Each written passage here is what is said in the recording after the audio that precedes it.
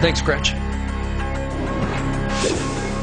Going to pot. New Jersey could be following California's lead and going to pot, trying to use marijuana in hospitals. But are they taking it upon themselves to override the FDA?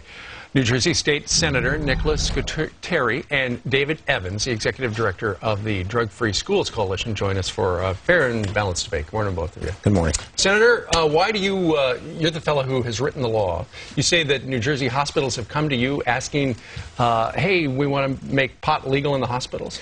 New Jersey teaching hospitals have presented a proposal to our new Republican administration and asked them to be one of the prime dispensaries during this medical marijuana manufacturing phase that we're in the process of ferreting out and putting together in a manner that we think is reasoned, controlled, and is going to be in the best interest of all the members of the public. Now, would they be able to smoke pot, or are we talking about some of those pills with the pot stuff in it? Well, whatever the doctors believe is the best way to ingest the marijuana. So it could be smoking pot? Certainly. All right.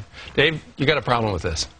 Well, I have a problem with the whole idea of medical marijuana, but the hospital plan at least is better than what he originally wanted to do. He wanted people to be able to have pot gardens where they could have 6 marijuana plants. Those plants can get as tall as 6 feet and 4 feet wide.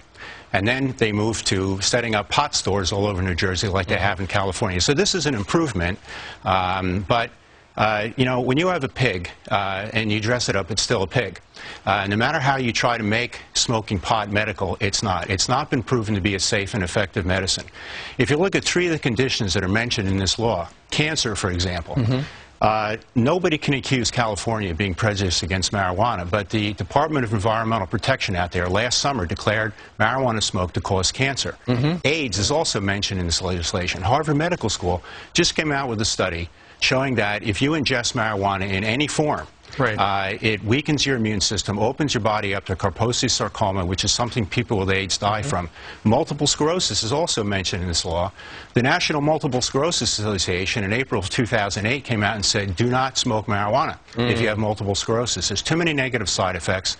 There are safe or already FDA-approved medicines available. All right. Nick, how do you respond? Well, one of the purposes of having the hospitals allowed to be the dispensaries, that would allow for scientific study of this. I've met with the Department of Health Commissioner recently to talk about this and giving a rollout period to allow the hospitals, the teaching hospitals specifically, to educate new doctors, to study the strains of marijuana, to study its efficacy with respect to these terminally ill patients. And I think terminally ill patients, the last thing they're worried about is contracting cancer from marijuana. But isn't there something, you would think in a hospital they would have some really potent drugs. Are you telling me that they've run out pot, smoking pot is better than, you know, the stuff that pharmaceutical companies in New Jersey have developed? Well, that's the whole purpose of it, is to allow the significant study of marijuana in its efficacy for its medical purposes. And yes, marijuana has been around for years and years and years. No one's ever died from it. And one of the things that the doctors would like to be able to do is to study it in an efficient manner. That's why a significant sole source production might be the best way to roll this out. I'll give you the final word. The senator has just made my case for me.